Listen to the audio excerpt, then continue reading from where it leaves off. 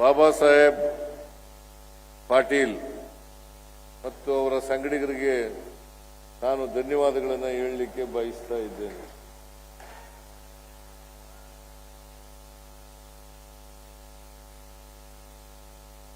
ನಿಮಗೆಲ್ಲ ಗೊತ್ತಿದೆ, ಕಿತ್ತೂರು ರಾಣಿ ಚೆನ್ನಮ್ಮನವರು ಬ್ರಿಟಿಷ್ನವರ ವಿರುದ್ಧ ಹೋರಾಟವನ್ನು ಮಾಡಿದಂಥವರು. 1824 ಅಕ್ಟೋಬರ್ 23 ಅವತ್ತು ಬ್ರಿಟಿಷ್ನವರನ್ನ ಸೋಲಿಸ್ತಾರೆ ಕಿತ್ತೂರು ರಾಣಿ ಚೆನ್ನಮ್ಮ.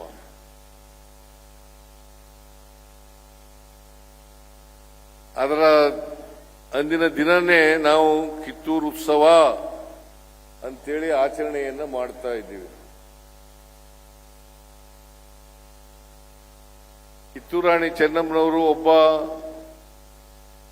ಮಹಾ ಸ್ವಾಭಿಮಾನಿ. ಬ್ರಿಟಿಷ್ನವರು ಹಾಕಿದಂತ ತೆರಿಗೆ ಪದ್ಧತಿ ಮತ್ತೆ ದತ್ತು ತಗೊಳ್ತಕ್ಕಂಥದನ್ನ ವಿರೋಧ ಮಾಡಿದ್ದರು.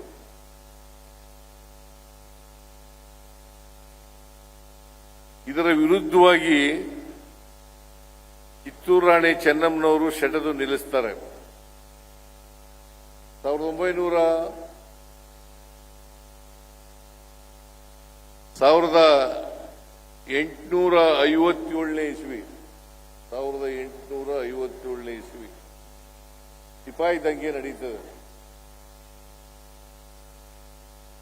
ಅದಕ್ಕಿಂತ 33 ವರ್ಷ ಹಿಂದೆನೆ ಬ್ರಿಟಿಷ್ನವರ ವಿರುದ್ಧ ಕಿತ್ತೂರು ರಾಣಿ ಚೆನ್ನಮ್ಮನವರ ಯುದ್ಧ ಸಾರಿರ್ತಾರೆ. ಆ ಯುದ್ಧದಲ್ಲಿ ಗೆಲುವನ್ನು ಕೂಡ ಗಳಿಸಿರ್ತಾರೆ. ಅಂದ್ರೆ ಈ ಸ್ವಾಭಿಮಾನದ ಕಿಚ್ಚು ಕಿತ್ತೂರು ರಾಣಿ ಚೆನ್ನಮ್ಮನವರಲ್ಲಿ ಇತ್ತು ಅಂತಕ್ಕಂಥದನ್ನು ಅರ್ಥ ಮಾಡ್ಕೊಳ್ಳಲಿಕ್ಕೆ ಸಾಧ್ಯ ಆಗ್ತದೆ. ಸ್ವಾಭಿಮಾನಿಗಳಾಗಿಲ್ಲದೆ ಹೋಗಿದ್ರೆ ಬ್ರಿಟಿಷ್ನವರಿಗೆ ಬಲಿಷ್ಠವಾದಂಥ ಬ್ರಿಟಿಷ್ನವರು ಅವತ್ತಿನ ಕಾಲದಲ್ಲಿ ಅವ್ರಿಗೆ ಶರಣಾಗ್ಬಿಡ್ಬೇಕಾಗಿತ್ತು.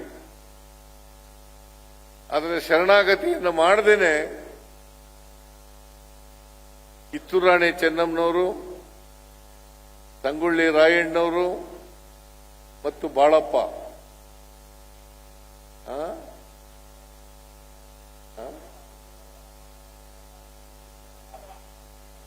ಬಾಳಪ್ಪ ಅಂದ್ರೆ ಸಾಕು, ಇನ್ಯಾರು ಬಾಳಪ್ಪ ಇದ್ದಾರೇನೆ ಕಿತ್ತೂರಿನಲ್ಲಿ?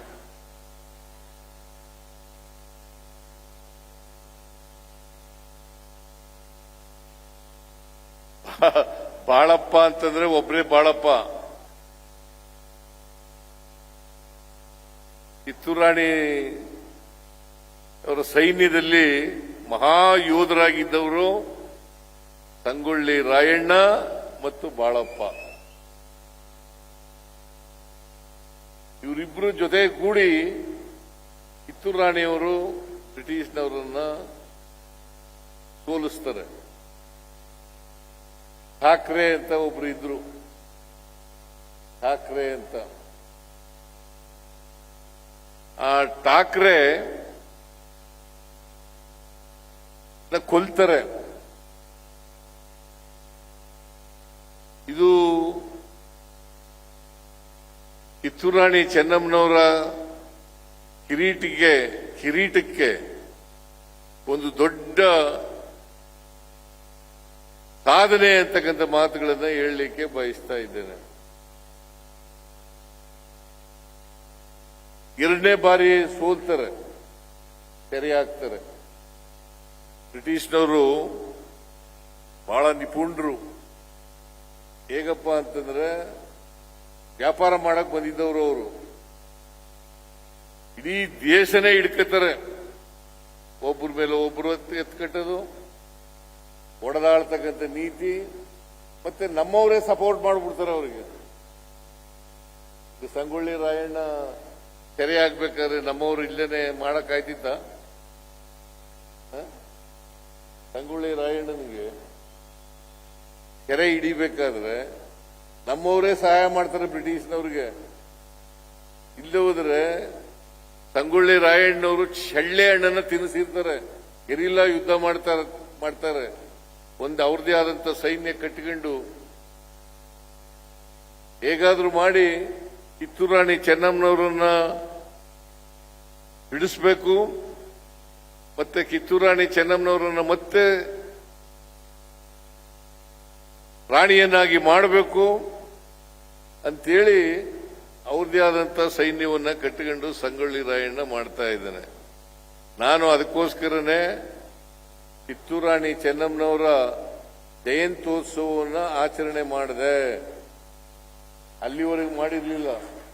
ನಾನು ಹಿಂದೆ ಮುಖ್ಯಮಂತ್ರಿ ಆಗಿರುವಾಗ 2013ರಿಂದ 2018ರವರೆಗೆ ಮುಖ್ಯಮಂತ್ರಿ ಆಗಿರುವಾಗ ಬಹುಶಃ 2017 ಅಂತ ಅನ್ಕೊಂಡಿದ್ದೀನಿ ನಾನು.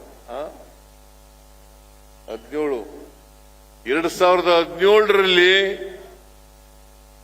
ಸರ್ಕಾರನೇ ಕಿತ್ತೂರು ರಾಣಿ ಜನ್ಮದಿನವನ್ನ ಆಚರಣೆ ಮಾಡದದ್ದು, ಈ ತೀರ್ಮಾನವನ್ನ ಮಾಡದದ್ದು ನಮ್ಮ ಸರ್ಕಾರ ಅಂತಕ್ಕಂಥದನ್ನ ಇವತ್ತು ಅತ್ಯಂತ ಹೆಮ್ಮೆಯಿಂದ ಹೇಳಲಿಕ್ಕೆ ಬಯಸ್ತಾ ಇದ್ದೇನೆ. ಅಲ್ಲಿವರೆಗೆ ಯಾರೂ ಮಾಡಿರಲಿಲ್ಲ. ಬಹಳ ಜನ ಸ್ವತಂತ್ರ ಕರ್ನಾಟಕದಲ್ಲಿ ಬಹಳ ಜನ ಮುಖ್ಯಮಂತ್ರಿಗಳಾಗಿ ಹೋಗಿದ್ರು. ಆದರೆ ಕಿತ್ತೂರು ರಾಣಿ ಚೆನ್ನಮ್ಮನವರು ದೇಶಭಕ್ತಿಯನ್ನ ಪ್ರದರ್ಶನ ಮಾಡಿದ್ರು, ಸ್ವಾಭಿಮಾನವನ್ನ ಪ್ರದರ್ಶನ ಮಾಡಿದ್ರು. ಮತ್ತೆ ಬ್ರಿಟಿಷ್ನವರಿಗೆ ಸೊಪ್ಪು ಹಾಕದೇನೆ ಅವರನ್ನ ಎದುರಿಸಿ ಯುದ್ಧ ಮಾಡ್ತಕ್ಕಂಥದನ್ನ ಮಾಡಿದ್ರು ಅನ್ನೋ ಕಾರಣಕ್ಕೋಸ್ಕರವಾಗಿ ಮಾಡದೆ ಹೊರತು ರಾಜಕೀಯ ಕಾರಣಕ್ಕೋಸ್ಕರವಾಗಿ ಮಾಡಲಿಲ್ಲ ಅಂತಕ್ಕಂಥ ಮಾತುಗಳನ್ನ ಈ ಸಂದರ್ಭದಲ್ಲಿ ಬಹಳ ಸ್ಪಷ್ಟವಾಗಿ ಹೇಳಲಿಕ್ಕೆ ಬಯಸ್ತಾ ಇದ್ದೇನೆ. ಅದಕ್ಕೆ ಬಾಬಾ ಸಾಹೇಬ್ ಪಾಟೀಲ್ರವರು ಕಿತ್ತೂರು ರಾಣಿ ಉತ್ಸವವನ್ನು ಮಾಡ್ತೀನಿ ಅಂತಂದಾಗ ನೀನು ಮಾಡಪ್ಪ, ಚೆನ್ನಾಗಿ ಮಾಡು ಅಂತೇಳಿ ಅದಕ್ಕೆ ಬೇಕಾದಂತ ಅನುದಾನವನ್ನು ಒದಗಿಸ್ಕೊಡ್ತಕ್ಕಂಥ ಕೆಲಸವನ್ನು ಕೂಡ ಮಾಡಿದ್ದೇನೆ. ಏನಪ್ಪ ಹೇಳದೇ ಇಲ್ಲ ನೀನು?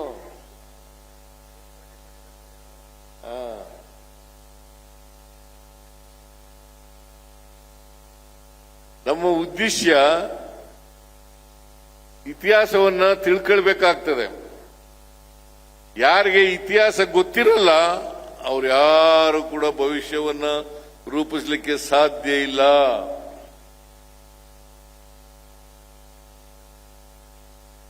ಕಿತ್ತೂರು ರಾಣಿ ಚೆನ್ನಮ್ಮನವರ ಹೆಸರು ಇತಿಹಾಸದಲ್ಲಿ ಶಾಶ್ವತವಾಗಿ ಉಳಿತಕ್ಕಂಥ ಹೆಸರು ಅಂತಕ್ಕಂಥದನ್ನ ಮರೀಲಿಕ್ಕೆ ಸಾಧ್ಯ ಇಲ್ಲ. ಸ್ವಾತಂತ್ರ್ಯ ಹೋರಾಟಗಳಲ್ಲಿ ಟಿಪ್ಪು ಸುಲ್ತಾನ್ 1799 ಅವ್ರಿಗೆ ಸತ್ತರು. ಬ್ರಿಟಿಷ್ನವರ ವಿರುದ್ಧನೇ ಹೋರಾಟ ಮಾಡಿ ಸತ್ತರು. ಅದನ್ನು ಹೇಳಿದ್ರೆ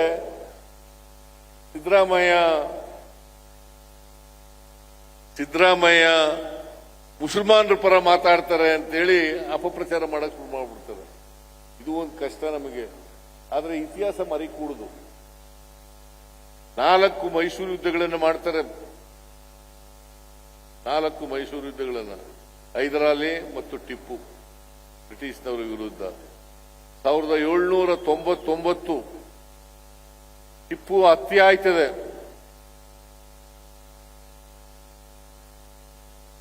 ಟಿಪ್ಪು ಕೂಡ ಒಬ್ಬ ಧೀರ ಸ್ವಾತಂತ್ರ್ಯ ಪ್ರೇಮಿ.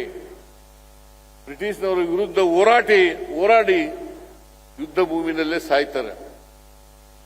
ಸೊ ಅದಾದ ನಂತರ 1824ರಲ್ಲಿ ಕಿತ್ತೂರು ರಾಣಿ ಚೆನ್ನಮ್ಮನವರು ಬ್ರಿಟಿಷ್ನವರ ವಿರುದ್ಧ ಹೋರಾಟವನ್ನು ಮಾಡಿ ಬ್ರಿಟಿಷ್ನವರನ್ನು ಸೋಲಿಸಿದ್ರು. ಅದರ ಪ್ರಯುಕ್ತನೇ